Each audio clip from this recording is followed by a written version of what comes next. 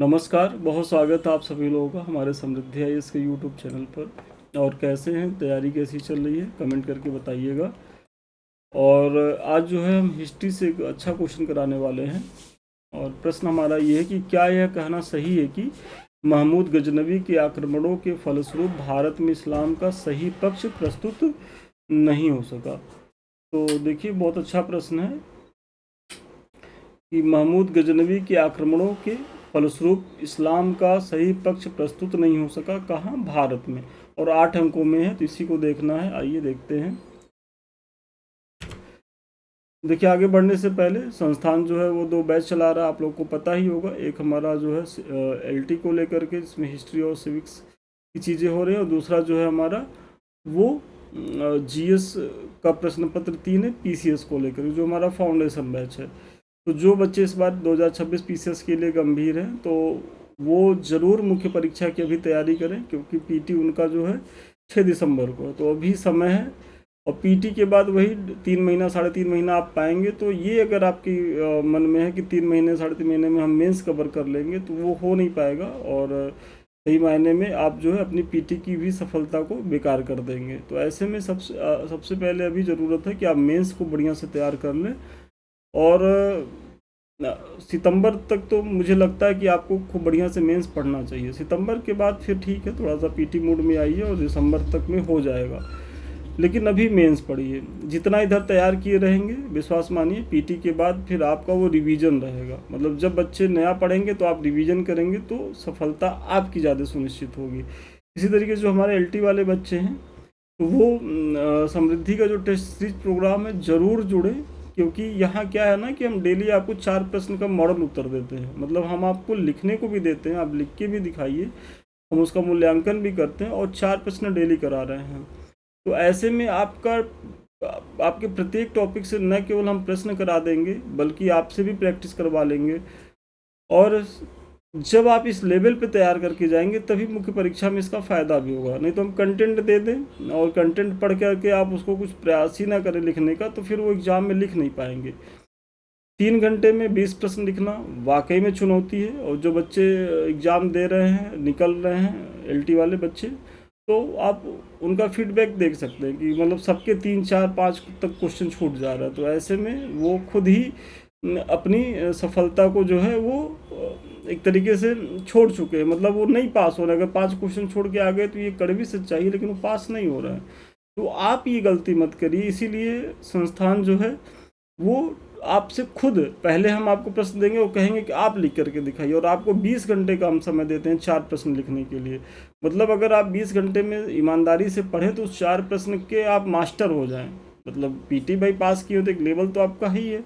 मतलब 4 प्रश्न के मास्टर हो जाए, और फिर जो हमारा फीडबैक है और जो हमारा मॉडल उत्तर है, वो उस पर सोने पे सुहागा वाला काम करेगा। तो ऐसे में जब आप त्रिस्तरीय तैयारी करेंगे, एक दिन में एक टॉपिक पे 3 बार आपने प्रयास किया, तब जा कर के वो आपका अपना बनेगा और मुख्य परीक्षा में वो लिखाएगा। तो ऐसे में जुड़िए, इसका निश्चित तौर पे लाभ मिलेगा। और काफ़ी बच्चे जुड़े भी हैं, करीब 100 बच्चे हो गए हैं, और बहुत अच्छा लिख भी रहे हैं। तो आपको वहाँ जब ग्रुप में जुड़ेंगे तो आपको एक स्वस्थ प्रतिस्पर्धा भी देखने को मिलेगी कि यार इस तरीके से कापियों बच्चे लिख रहे हैं, और हम कैसे इतना अच्छा कर सकते हैं। ठीक है, तो ज्वाइन करिए। चलिए, प्रश्न हम पुनः पढ़ रहे हैं कि क्या यह कहना सही है कि महमूद गजनवी के आक्रमणों के फलस्वरूप भारत में इस्लाम का सही पक्ष प्रस्तुत नहीं हो सका। तो सबसे पहले थोड़ा सा महमूद गजनवी का परिचय दीजिए कि सुबुक्तगीन की मृत्यु के पश्चात उसका पुत्र महमूद 998 ईस्वी में गजनी का राजा बना। महमूद का प्रथम भारतीय आक्रमण महमूद गजनवी का होगा। ये महमूद गजनवी का प्रथम भारतीय आक्रमण पश्चिमोत्तर भारत के शाही राजा जयपाल पर कब हुआ था? तो 1001 ईस्वी में। पीटी में आप लोगों ने खूब पढ़ा है, उसी फैक्ट का आपने यहाँ प्रयोग कर लिया। और वर्ष 2026 तक उसने 17 बार आक्रमण किए। मतलब पहला आक्रमण कब करता है? 1001 में। किस पे करता है? जयपाल पे करता है। और अंतिमवा कब करता है? 1026 में। और इस ड्यूरेशन में कितनी बार वो करता है? तो 17 बार आक्रमण करता है। भारत पर कौन? गजनवी करता है। तो आप थोड़ा सा बताइए। और अपने प्रत्येक आक्रमण में उसने क्या किया, तो भारत में ध्वंसात्मक चीज़ें की, मतलब तोड़ फोड़ किया, और यहाँ से पर्याप्त मात्रा में धन को लूट करके अपने देश ले गया। तो ये भूमिका हो गई। अब जहाँ तक उसके आक्रमणों के फलस्वरूप भारत में इस्लाम का सही पक्ष नहीं प्रस्तुत हो सका का प्रश्न है, तो इसे निम्न बिंदुओं से क्या है तो समझ सकते हैं कि मतलब क्यों उसके आक्रमण से इस्लाम का सही पक्ष प्रस्तुत नहीं हो सका। तो सबसे पहले कि भाई वो भारत में क्या बन के आता है, आक्रमणकारी बन के आता है, आक्रांता बन के आता है, और आक्रांता बन के भी आता है तो उसका उद्देश्य क्या होता है, धन लूटना होता है। गजनवी ने भारत पर क्या किया, 17 बार आक्रमण किया, और सभी आक्रमणों का मुख्य उद्देश्य भारत से क्या है, धन की प्राप्ति थी। और उसका जो सबसे निकृष्टतम रूप था कि मतलब धन प्राप्ति के तहत जो हमारे आस्था के केंद्र, जो हमारे टेम्पल होते थे, मंदिर होते थे, उसने उनको तक को नहीं छोड़ा। और सोचिए कि भगवान शिव के 12 ज्योतिर्लिंगों में से एक जो सोमनाथ मंदिर है, उसको भी उसने तोड़ा, और वहाँ से जो धन संपदा है वो तो ले ही गया, बाकी पूरे मंदिर को उसने नष्ट कर दिया था। तो ऐसे में उसके प्रति या उसके समाज के प्रति या उसके धर्म के प्रति भारत के लोगों में कैसी मानसिकता होगी, आप खुद सोच सकते हैं। तो पहला तो यही हुआ कि भाई आप हमारा मंदिर लूट रहे हैं, तो आप अच्छे तो है नहीं, आप सभ्य तो है नहीं आप। और अगर आपका धर्म ये सिखा रहा है, जो कि ये जिहाद के नाम पे करते थे कि मतलब हमारे धर्म में लिखा कि हम बुत सिखाना मूर्ति को तोड़ेंगे और इस तरीके की चीज़ें, तो कोई भी धर्म तो ये तो नहीं सिखाता है भाई। आपका धर्म ये कहता है कि ठीक है आप इस तरीके की चीज़ों को फॉलो करिए, लेकिन ये तो नहीं कहता ना कि दूसरे के धर्म का मंदिर तोड़ दे, मूर्ति तोड़ दे, या दूसरे के धर्म के लोगों को ये नहीं कहता कि भाई वो पूजा पाठ नहीं करते तो आप जाके उनका मस्जिद तोड़ दें। तो ये तो सहिष्णुता नहीं है। सहिष्णुता मतलब कि दोनों की चीज़ों का जो धार्मिक विश्वास है वो अक्षुण्ण बना रहे। लेकिन यहाँ क्या होता है, नहीं होता है। दूसरा है, इसमें क्या होगा कि इस्लाम की छवि का ह्रास होता है। कैसे होता है, क्योंकि गजनवी ने सैन्य अभियानों में मंदिर तोड़ना और आम जनता में भय पैदा करना शामिल था, जिससे इस्लाम की शांतिपूर्ण छवि के बजाय एक विनाशकारी छवि सामने आई। मतलब जो भारत के लोग इस्लाम से थोड़ा बहुत परिचित हुए, तो फिर उनको लगा कि इस्लाम में की जो छवि है वो ऐसी छवि है जो कि इस्लाम की छवि ऐसी नहीं रही है। इस्लाम बहुत ही पवित्र धर्म है, और अगर आप कुरान पढ़ेंगे तो बहुत सी तार्किक चीज़ें आपको निकल के आएंगी जो बहुत ही मतलब चौंकाने वाली चीज़ें रही हैं। लेकिन क्या है ना कि उसकी गलत व्याख्या करके और उसका प्रयोग, मतलब कभी भी जो सत्ता के लोग हैं वो धर्म का प्रयोग अपने हितों के लिए कर जाते हैं। और यही स्थिति आप जो है इन सबों के साथ भी देखेंगे कि मतलब इन्होंने इस्लाम धर्म की जो छवि है वो भारत में कैसी बना दी कि बस वही कि ये शांतिपूर्ण लोग नहीं हैं, ये लोग उद्दंड होते हैं और ये लोग अनैतिक होते हैं, इस तरीके की छवि बनाने का काम किया। फिर सूफी संत बनाम आक्रांता। इतिहासकारों का मानना था कि भारत में इस्लाम का वास्तविक शांतिपूर्ण पक्ष किसने रखा, सूफी संतों ने रखा। मतलब जो इतिहासकार हैं उनका ये मानना था कि जो इस्लाम का सही पक्ष है वो सही मायने में सूफी संतों के द्वारा रखा गया, जैसे ख्वाजा मोइनुद्दीन चिश्ती हैं, फिर निजामुद्दीन औलिया हैं, शेख फरीद हैं। तो और जब आप यहाँ जाएंगे तो आप इस्लाम को एकदम जो वास्तविक चेहरा है, जो शांतिपूर्ण तरीके से रहता है, जो सहअस्तित्व में विश्वास करता है, उसकी चीज़ों को देखेंगे। और वहीं अगर इन आक्रांताओं में देखेंगे तो एकदम इस्लाम का दूसरा ही चेहरा नज़र आता है।